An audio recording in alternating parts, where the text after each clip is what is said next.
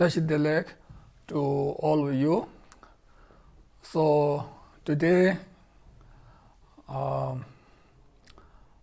will continue my teaching on Dogen Chogyal Papa's Garland of Joel. So Dogen Chogyal Papa continue to give worldly advice to the Prince Chibik Demor. So now Chogyal Papa is giving advice how to adopt the staff or the retinues. And Chogyal Papa is saying one can't find a person without any qualities, and also one cannot find a person without any faults. It is not possible to find such person in the ordinary human beings. Only Buddha is the one that is free from all the faults and that has all the ultimate qualities. But in the ordinary being, one cannot find a person without any fault or without any qualities. But one should give the job to a person who has less fault and who has more qualities. Such person is the one that one should accept and ask them to do the duty or the job. And those who has more fault and less quality are the ones that one should not give the job. One should leave this without giving the job. But sometimes, temporarily, one really needs a person, although who has more fault and less quality, but need to give job to such a person. And also, if one does not need temporarily, then even though a person has more quality and less fault, one should not give the job. So whatever is necessary at that particular time is the one that one should give the job. What kind of character, what kind of quality that is needed for a particular job at that particular time.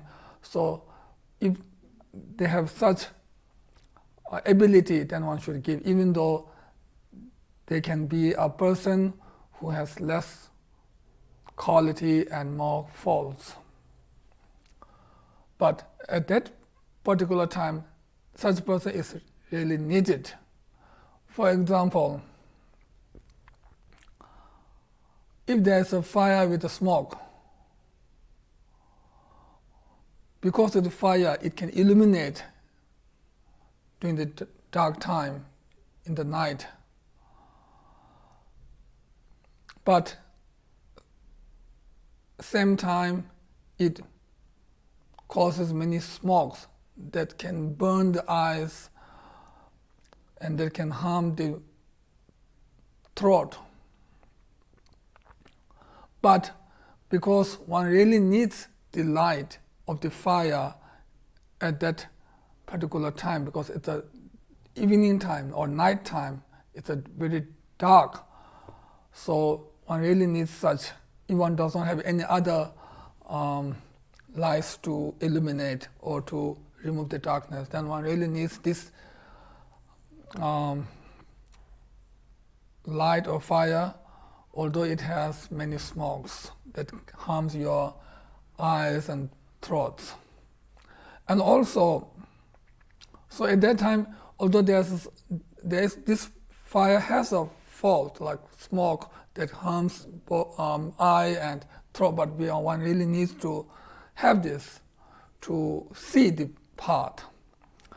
But sometimes, even though it's a very tasty food, but if it is are poisonous,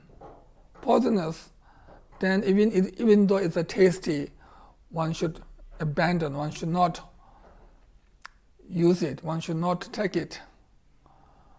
So depending on the situation, depending on that particular time, one should adopt, one should give the job according to the situation. For example, when one walks or one goes on the field, at that time one does not need the boat. So even though such boat has a good quality, but one does not need when we are walking on the field. And when we are traveling in the sea or ocean, at that time one does not need the chariot. One really needs the boat. Even though chariot has good quality, but when we are traveling in the sea or ocean, one does not need a good quality of chariot. One needs the boat. So when we are traveling on the field, although the boat has good quality, but one does not need, one needs the chariot. And when one is traveling in the sea or ocean, even though a chariot has good quality, but one does not need that, and one needs the boat to travel. So depending on time, depending on situation, one should use that particular object which is useful at that particular time. And now, next one, Sri Prabhupada is talking about the wealth. Sri Prabhupada said, there are 4 kinds of wealth. Wealth that becomes enemy, wealth that becomes relative or friend, and wealth that becomes purposeless, and wealth that becomes the actual wealth. So the prince should know that there are 4 kinds of wealth. So this is a brief introduction on this wealth. Now to explain these 4 kinds of wealth in more detail, first Srila Prabhupada is explaining about the wealth that becomes the enemy. So to gain wealth or to accumulate wealth, to acquire and accumulate wealth, first one really needs to put lots of effort and need to face lots of hardship and challenges, so that exhausts your body and mind. And in the middle, to increase your own wealth, to make more wealth, and to protect your wealth, one need to put lots of effort. One needs to face lots of hardship and challenges, and also one has lots of worries and sleepless night, etc. And also one might quarrel each other, or one might have infighting because of the wealth. And sometimes because of the wealth, the family members within them, they fight each other, and also they quarrel to each other, and because of the wealth, they become enemy. And also sometimes people might lose their own dear life because of the wealth. Some robbers might take your wealth, and in order to take the wealth, they might kill you. So therefore, such wealth is the one that can take your own life, and that can be the cause of your own misery, your own unhappiness, and it can be the cause of many court cases and many disputes, many arguments, etc. So such wealth can cause more and more suffering and problems in this life alone. Not only in the future life, but in this life also. So therefore, such wealth is the cause of misery and problems, etc. So such wealth is the enemy, becomes the enemy. And now the next one is the wealth that becomes your relative or friend, which means when we obtain wealth, we obtain it by doing good deeds, positive actions, and also without putting lots of effort and without facing lots of hardship, spontaneously or with great ease, one might get the wealth, one might obtain the wealth. And once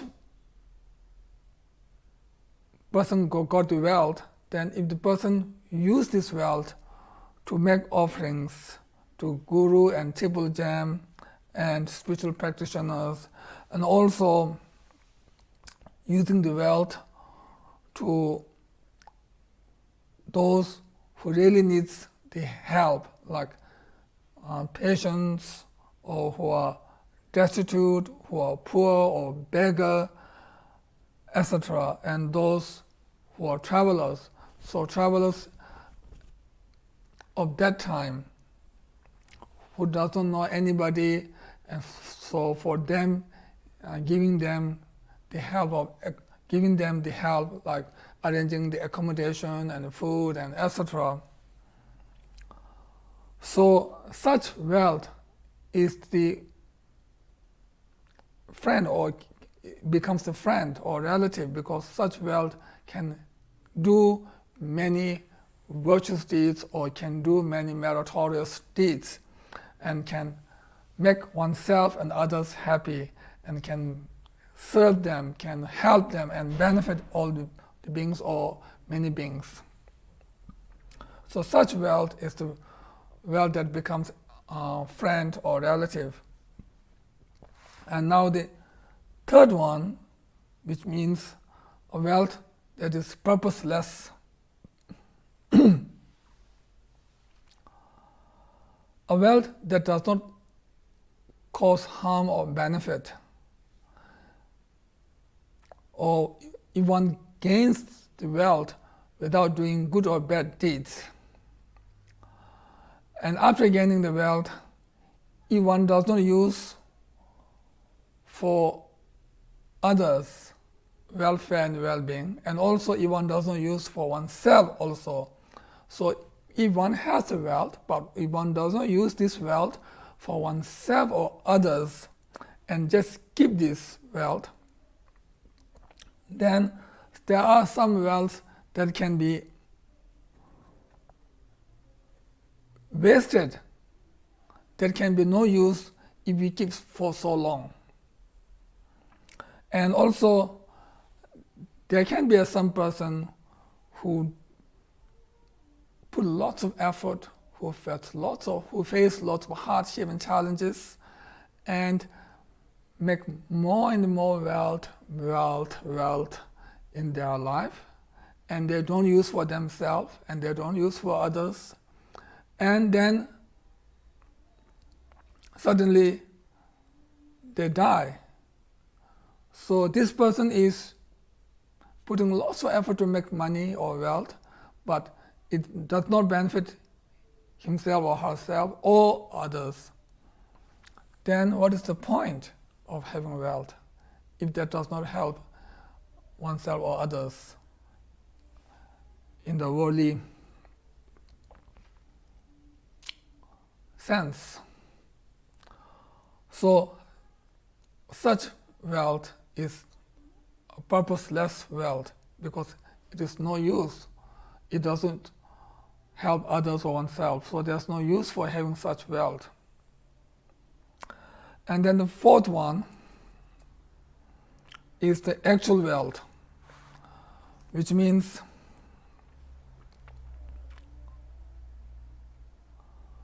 even though one gains wealth with hardship or without hardship, if one gains wealth, and if we use this for oneself and others' happiness, and also by using wealth, if one gains fame, or if one controls the opponents or defeat the opponents, and pleasing the relatives and friends and family members, and also using this wealth in a decent manner, such wealth is actual wealth. So there are four kinds of wealth that is explained here. So now next, how to use, what we should adopt and what we should abandon. So Chögyam Papa said, the wealth that becomes enemy and the wealth that becomes purposeless, these two kinds of wealth is the one that we should abandon all the time. And then the one that becomes friends or relatives is the wealth that we should adopt all the time, or we should use the wealth in a such way or in such manner. And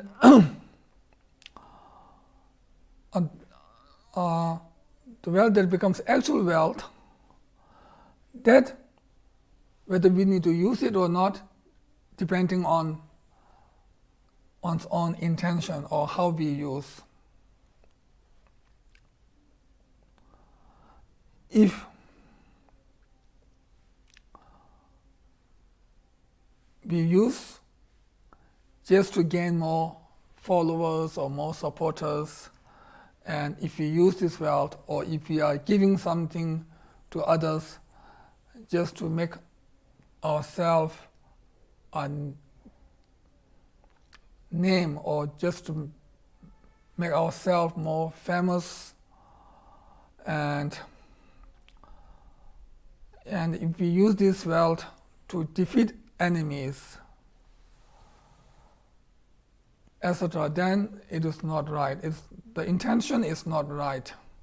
Intention is not pure. At that time, we are using the wealth without having the sincere thoughts, without having the sincere mind. So, although one is using the actual wealth, but using in such a manner is something that is impure generosity or impure giving. If one is giving to poor just to make fame, or to gain name, or to gain more power, or to gain more praise, and to make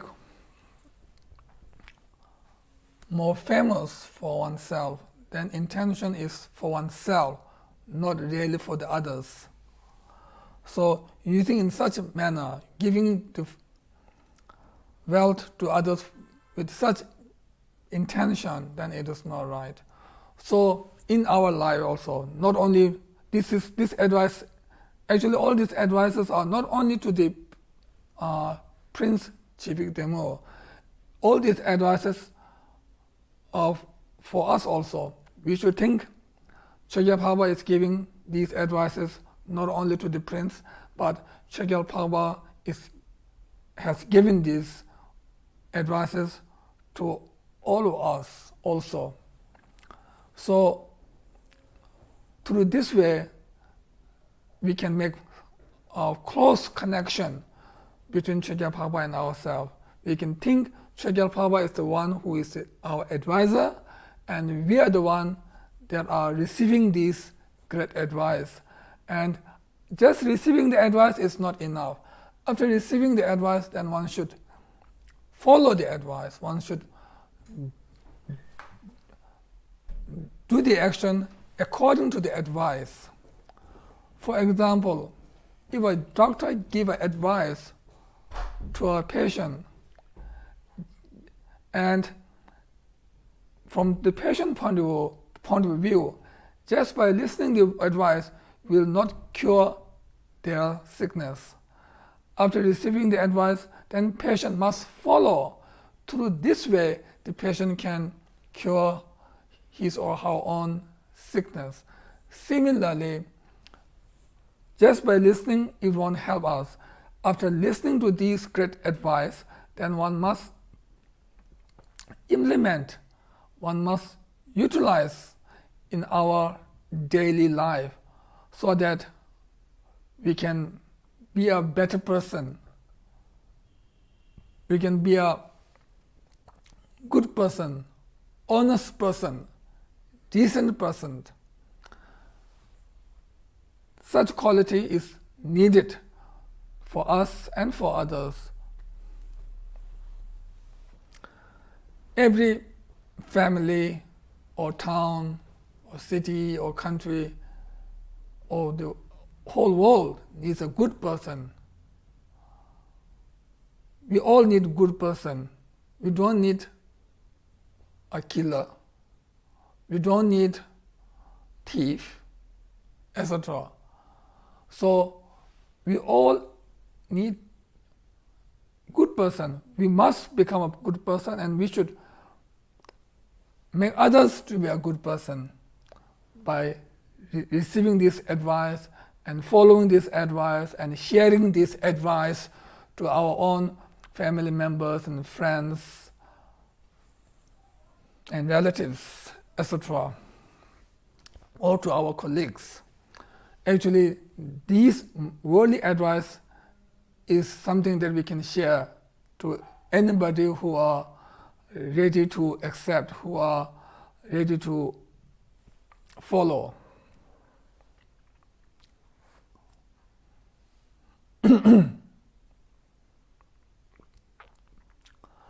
And now, next, Chogyam Phaba is explaining about the faults of discontentment and the faults of drinking alcohol. If one does not have the contentment, if one is discontent all the time, then even though one has used wealth for years and years, still it won't make happy. Instead, it can cause sickness, it can cause your own dear life, etc. So it causes many sufferings and problems. It can, for example, by eating wrong food, or by eating a food that is not nutritious, or that is not clean or not healthy. You want to eat unhealthy food. You want to use the wealth to buy or to have this kind of unhealthy food all the time, then it can damage your body, it can weaken your strength of the body. And also, even if it's a good food, if you eat too much, then you will have a indigestion, etc. So these are using the wealth in a wrong way, then you have this kind of problem, or using without any content, by eating more and more food without any contentment. Then if you eat too much, if you have an overeating problem, then it can cause physical pains, and then it can also cause mental suffering. So this is the fault of discontentment, and now the fault of drinking alcohol.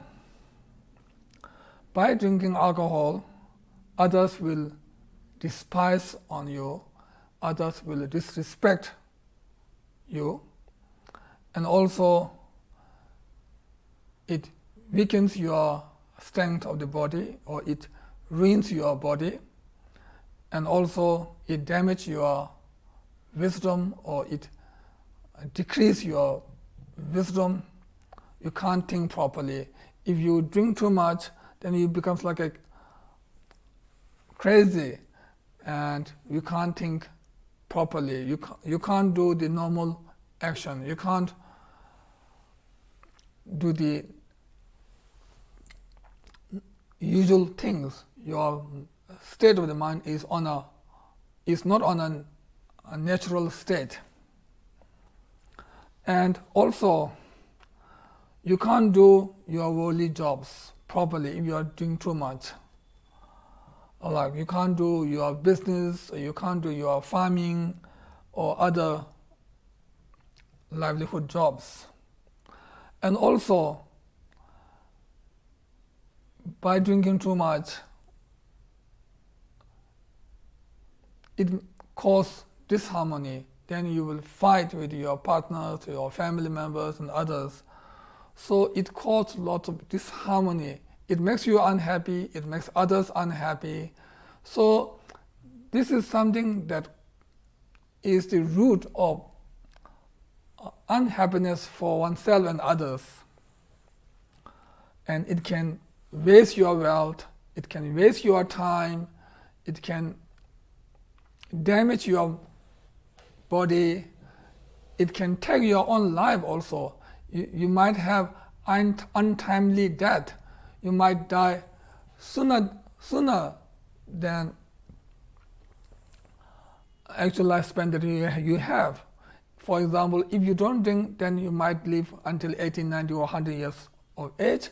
But because of your drinking, you might die when you are in 30s or 40s or less or more. So it causes untimely death. It can damage your kidney or liver or other organs. So therefore, in the worldly sense also, drinking is not a good thing. And from the dharmic point of view, one cannot do dharmic activities properly. One cannot study well, one cannot contemplate well, one cannot meditate well on the Dharma, or in short, one cannot practice the Dharma well if one is drinking too much. So it separates you from the Dharma practice.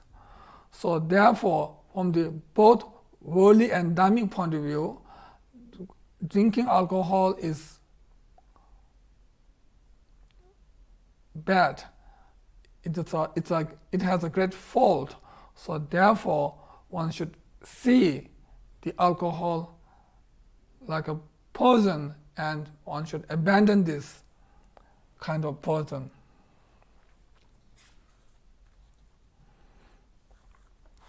And also, if one has strong attachment on the sensory objects or sensual objects like form, sound, smell, etc. Like if one has strong attachment to a house or to food or clothes or other wealth or to different persons, then it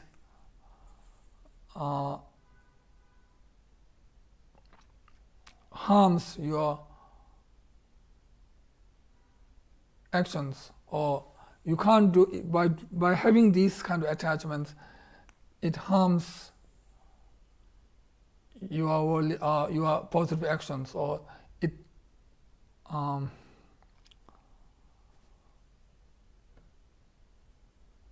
makes the obstacle for us to do the good worldly actions, and also it stops us from doing the dharmic action. So therefore, one should always adopt the contentment, the practice of contentment. That is the best thing that we should do.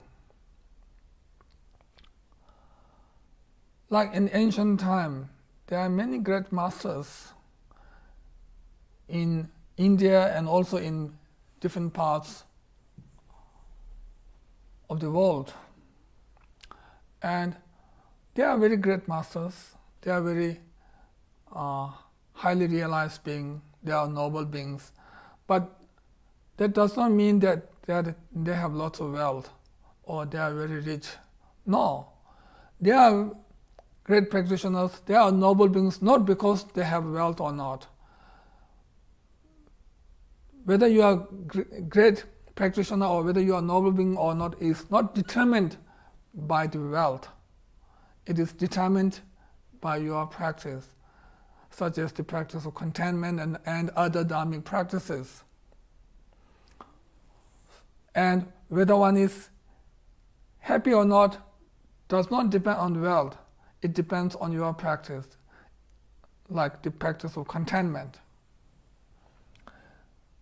We can say with full confidence, I can say with full confidence that the world's most richest person is not the world's most happiest person in this time or in the past or in the future also. The world's richest person will not be the most happiest person in the world at that time. So wealth does not make happy all the time. But the practice of contentment will make us happy, and we can influence others to be happy. So therefore, the practice of contentment is something that we should always do. We should always adopt. We should always follow. As I said before, all these advices is actually directly given to Prince Chibik Temur, but we should also think that these are given to us also. And now the next one is how to do the action. Whatever we do,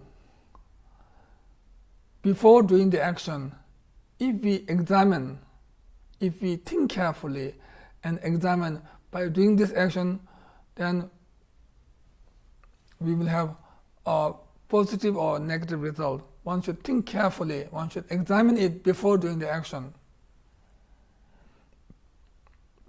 And after examination, then if we do, then such manner is the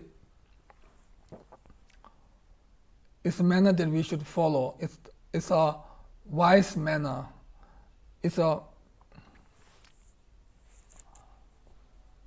thing that is done by the wise person. And without examining, without thinking carefully, if one do an action, and after that if one sees there's a fault in this action, if oneself sees there's a fault in this action, then it's too late to examine. Examining after the action is not a wise person's way of doing it. It's a foolish way of doing it. So therefore, such wise person way and foolish person way of doing is mentioned in the Noble Beings text. So by knowing this, we should follow the wise person's way of doing, and we should abandon the foolish person's way of doing it, doing the action. And also, it says examining and having a discussion with ministers or with seniors about this plan or project. And after doing all these examination and discussion with others, like senior ministers and others, then after doing the action, even though there's a fault, then there's no regret, because one has done the examination and one has discussed with others, and these senior ministers has many inputs in this project. But after all these, still if there's a fault, then there's no regret. One has done one's own best to have a good result, but at the end it becomes after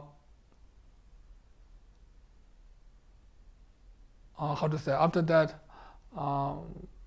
one might see fault, or one might not get a good result, or a result that one has wished for.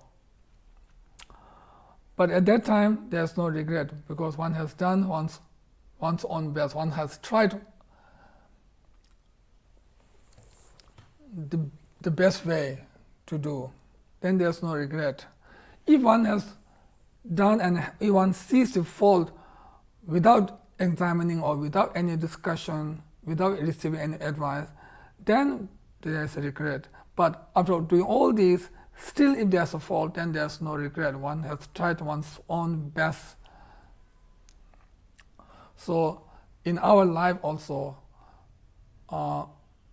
we should not make any decision without thinking carefully. Especially when we make a big decision, we should not make the decision without any examination. So, for example, when we buy a car or some expensive things, then we examine it first, which one is best to buy. Then we buy it, or then we will have it. So if we use our time and if we examine these things, which will last for a few years or 15-20 years, for that also, if we examine it carefully, then there's no need to mention to examine the guru before accepting as our own guru, before receiving any dharmic teaching from such guru. Before receiving any teaching from guru, first one should examine whether one can accept this as our own guru or not. If one sees one cannot accept such person as our own guru, then from that person one should not receive any teaching. And if we think this person or this master is a good master and one can accept it, and one will not see any fault, or one will not blame the guru, then one should accept it as a guru and receive teachings from the guru. So it is important to examine it before receiving any teaching. If one receives the teaching without thinking carefully, and after that, if one sees the fault and if one loses the faith, then examining the guru is too late. Then it's not the right time to examine. So choosing the guru is very important. So therefore one should examine it first before choosing it, before accepting it as our own guru. Once one have accepted or receive the teaching, then one cannot change the mind. One cannot lose the faith.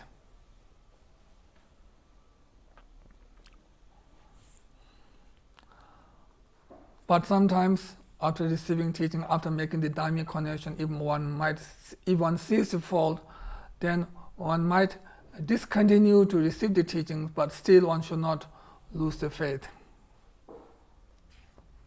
So not only on the guru, doing anything, making any worldly decision, first one should examine thoroughly before doing it, especially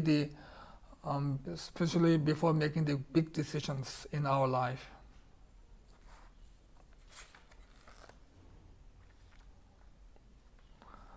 Then even we see a fault after all the examination, then there's no regret for us because we did our best.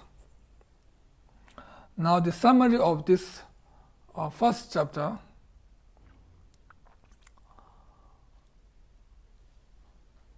One should not have arrogance because of our own wealth. One should not downcast because one is poor. And one should repay the kindness to those who has done so much to us or who has served well. And one should venerate to those who are worthy to venerate, and one should protect and look after to those who are really weak or those who really need help, and one should control over others. I think this part maybe for us maybe not so much needed, but depending on situation, sometimes we might need to control over others. So depending on situation, depending on our own intention. And also, like Prince, he need to look after his own subjects according to the Dharma, not through evil deeds or negative deeds. And also using the wealth with a great alertness and accomplishing the action wisely. These things are the ones that we need to adopt, and opposite of these are the ones that we need to abandon. Now is the second chapter.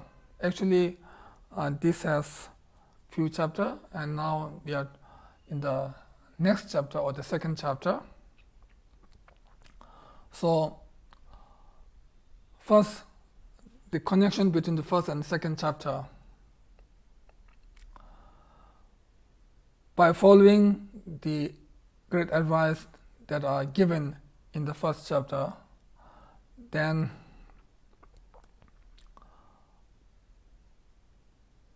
whatever wealth or followers or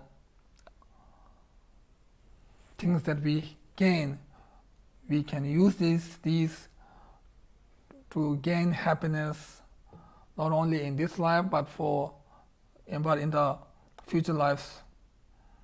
So doing the action or following the action that can make happy for oneself and others, and also not only in this life but in the future lives, such action is one that we really need to engage. So using our power, using our wealth, using our fame, etc. in the right way is very important.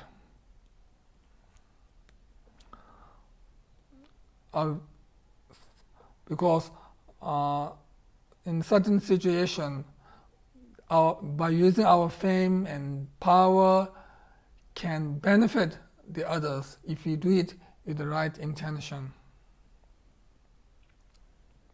So anyway, we should engage in the path of happiness by doing the proper action.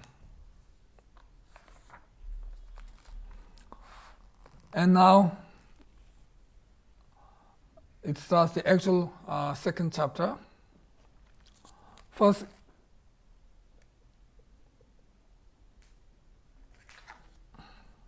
it says, actually, there are many teachers who teach many different parts, or there are many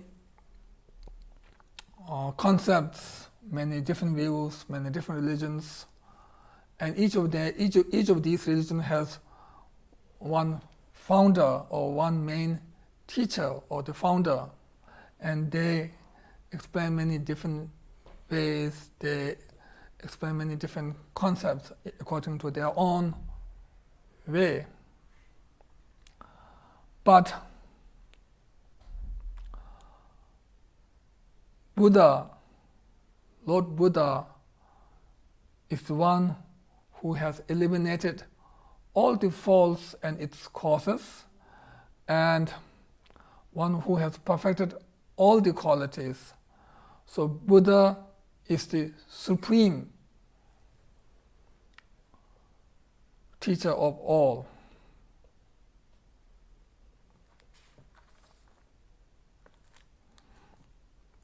Actually, all the teachers will not say they have little knowledge or they have lots of fault. Each religious founder or each teacher will not say they have little knowledge or they have lots of fault.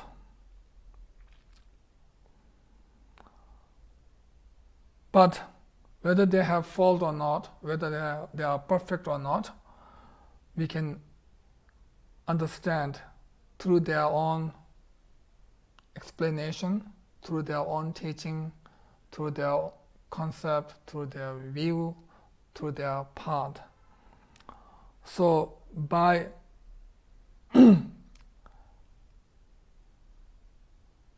examining on their own different views and concepts, then one will know the difference between the Lord Buddha and other teachers. So, by knowing this, then one should follow the Buddha's teaching, one should follow the Buddha's path. So these teachings are given to those who are Buddhists. So the second chapter is not a worldly advice, it's a more dharmic advice or it's a more dharmic teaching. So today I will conclude here, and at the end we should dedicate all our merits to attain Buddhahood for the sake of all the sentient beings, and especially we should dedicate all our merits for our root gurus, long life, good health, and chant the wheel of Dharma always. Thank you.